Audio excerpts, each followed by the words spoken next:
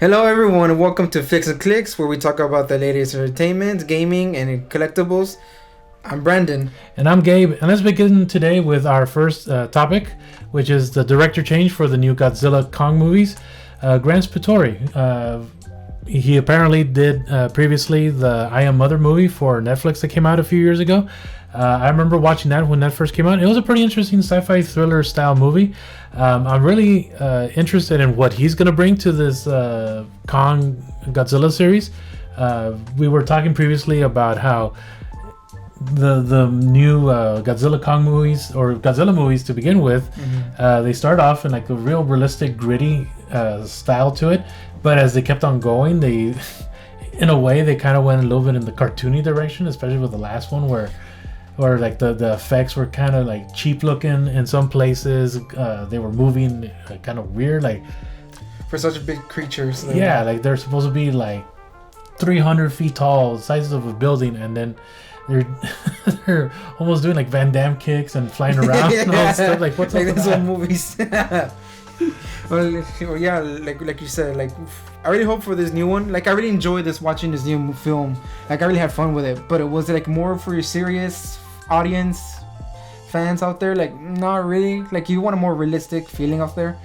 Like I prefer going for the much slower, slow running, actual of how animals fight in real life. Like elephants, for example, they fight, but they're not very fast. Yeah, they're not doing fast kung fu moves or like jumping, being like Bruce Lee doing like instant punches, one inch punches where they're like super fast. No, they're like big lumbering animals. They need to move like that. That when they don't, it breaks like the suspension of disbelief almost. And that's kind of like what these movies are like based on. Like they're fantastical creatures, and if they're like moving what our brain doesn't perceive as like a natural movement, then it kind of like breaks that. And I don't know, like I wasn't too crazy about that in this last one, but hopefully they can rein that back in.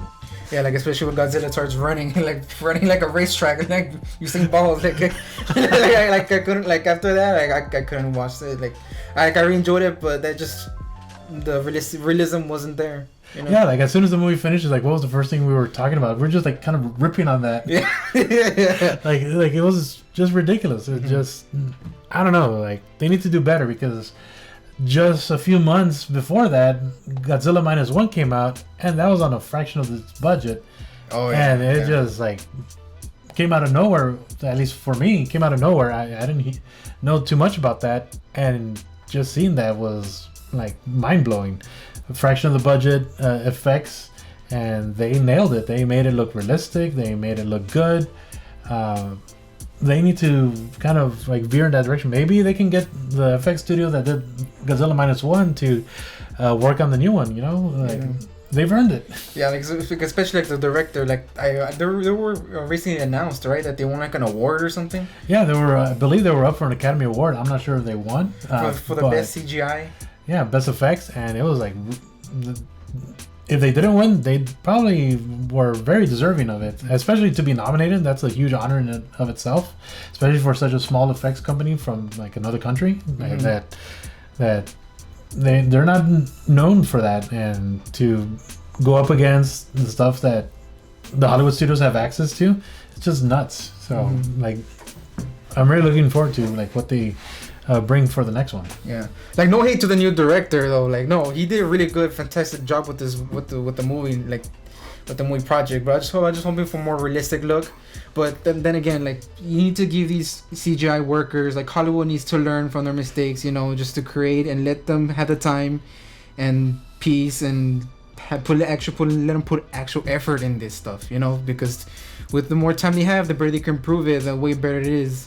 But especially like do not rush things, you know, because this stuff takes time to make. You know, like these unrealistic expectations that they heap on these effects houses, it's like backbreaking work, and for like the amount of pay that they get. Like I know there's like some places trying to unionize to improve their conditions. It has been like pretty brutal. Like we hear the chatter of different effects workers.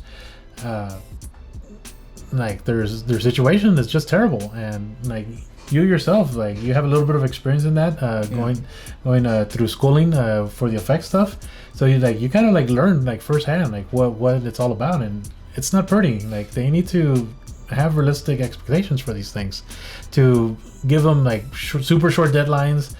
Well, because of that, then we get a situation like in the new Godzilla Kong movie, where some of the stuff looked pretty cheap because, of course, they didn't have time to flesh out the things to make it cleaner, crisper, better, whatever it is.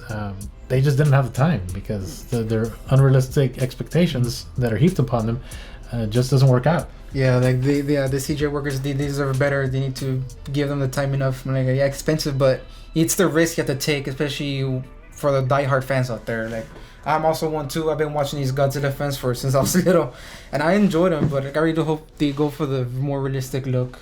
Yeah, and their budgets are like 100 million plus. Mm-hmm. Like all these things take money, like to do. You just don't do that on a shoestring budget. If you're already blowing 150 million for this movie, then some of that money should go to these effects houses to do the things right, not shortchanging them and trying to like skimp and nickel and dime all these different things. And then when the accounting comes out afterwards, it's just like only the top are getting like the big chunk, and like all the people that contributed, like they're getting shortchanged. It's not right. Yeah, like because also like I recently heard that the movie is the highest grossing movie ever, like ever since the Kong movie.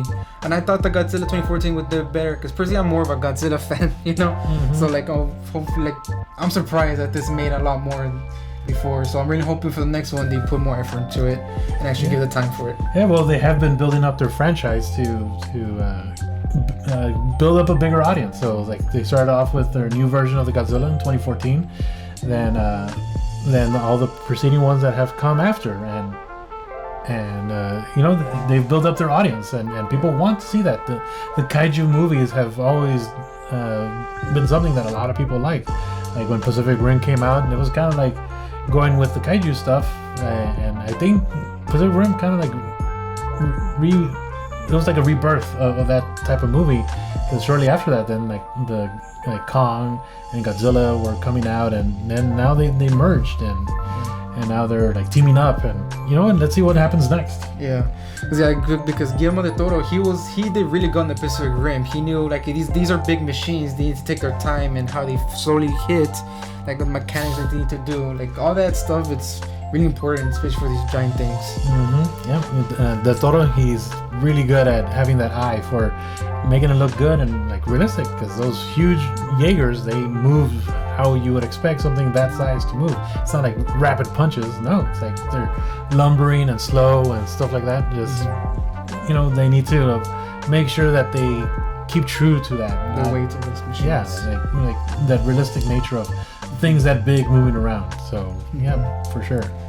Because also the new director, he's been known for having a major advertising from around the world. Because I personally, I've never heard of that. Like, have you? I'm not too familiar with his advertising stuff. Like I said, all I've seen is his movie I Am Mother. But the studio has to have at least a trust in him to be able to hand over a franchise that big and popular. So I'm looking forward to what he can bring to the table. I trust what they and who they chose. So let's see what he can do. All right. Thank you. All right. So let's talk about the new subject. Let us talk about the brand new popcorn from Wolverine. Like that, I can't believe they actually approved of that. They approved of it. Disney allowed it to happen. Kevin Feige wasn't even on it. Like that actually shocked me. Like they're actually going with it. Like just going all loud promoting this movie with his actors and connected to the bigger Marvel's franchise that's coming up. Yeah, I remember when that video of the popcorn bucket came out.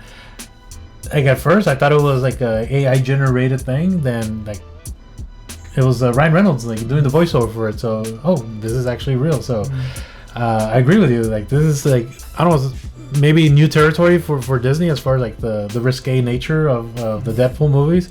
Disney's known for trying to keep things very clean, but they're pushing the buttons in a new direction to keep the audience happy, because Deadpool, like the previous two movies when they were under Fox, they were rated R movies, and Disney, when they acquired Fox, there was concern that maybe the Deadpool movie would be toned down, PG-13, not as dirty as the previous two have been. But